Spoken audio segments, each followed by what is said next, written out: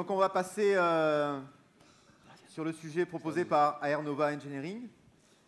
Et donc c'est l'équipe, alors je ne sais pas si je le prononce en anglais, c'est du Lidge, c'est ça? C'est les Lidge? Ça vous va les Lidge? Lidge? Ouais, super. Donc étudiants de l'UPNA, de l'UPV et de l'ESTIA. Donc ils étaient 3, ils ne sont plus que 2. Vous en avez perdu un? ¿Vais a presentar en francés, On castellano? a perdu un? Castellano, francés. Bueno, muy bien, súper bien. ¿Hay Vamos a cuatro? hacer eso. Ahí. ¿Empiezas tú? Ce bouton, il sert juste... Donc l'idée du sujet d'Aernova, c'était de revisiter la notion du board attack, le board attack du NEL, et de voir est-ce qu'on pouvait faire des choses en impression 3D, en 3D, en additive manufacturing sur le board attack. Est-ce que c'est OK pour tout le monde le board attack? Vous avez suivi le cours hier? Vous étiez là? C'est bon? Tu leur refais un cours ou non? Tu ne fais pas le board attack? C'est le truc qui est au bord du bar. En 3 minutes, ça risque d'être compliqué. Explique à Jérémy que le board attack, c'est pas le bord du bar pour d'attaque. Parce que sinon, allez, explique-nous ce que vous avez fait en 3 minutes et ce sera mieux. Merci. On va essayer. Déjà, je vois que vous êtes tous réveillés encore, donc ça fait plaisir. Alors nous, on travaille avec la société Aernova qui est située à Vitoria en Espagne. On est parti d'un constat. L'avion est un moyen de transport très sûr. Pour autant, il y a quand même des axes d'amélioration, notamment par le fait que...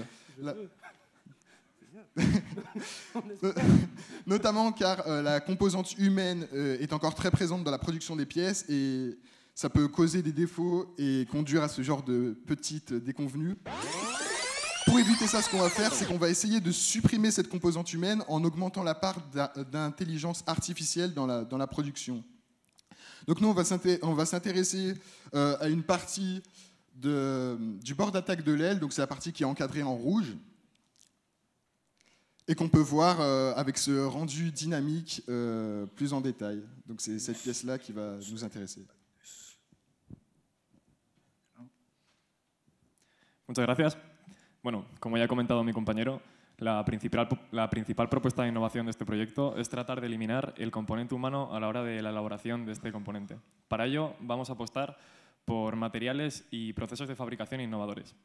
Vamos a usar impresión en 3D para sustituir el proceso convencional de creación de materiales compuestos, ya que este es esencialmente apilar capas de fibra de carbono para luego embeberlas con una resina de epoxi, y esto se suele hacer manualmente. Y como bien sabemos, todo lo que se hace manualmente lleva fallos.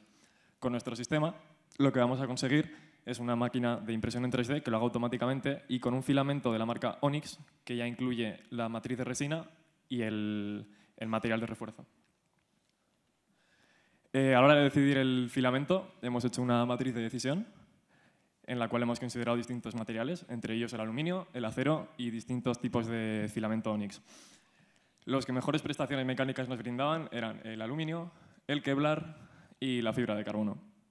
Y tras someterlos a un análisis por elementos finitos de tensiones y fuerzas, hemos llegado a la conclusión de que la mejor solución sería una estructura de doble capa, siendo la capa interna de fibra de carbono, ya que nos da muy buena integridad estructural, y la capa externa de fibra de Kevlar, ya que brinda excelentes propiedades contra impactos, abrasión, etc.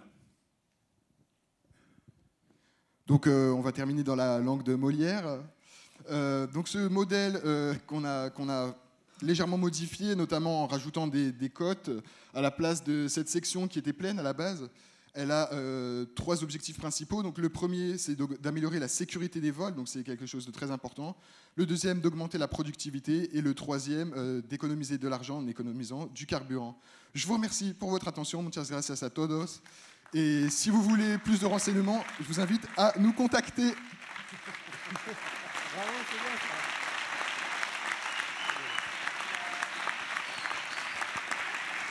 Tu as ton CV à distribuer à la fin? Ouais, non, mais c'est ce qu'il faut. C'est à ça que ça sert les 24 heures. Restez, peut-être il y a une question.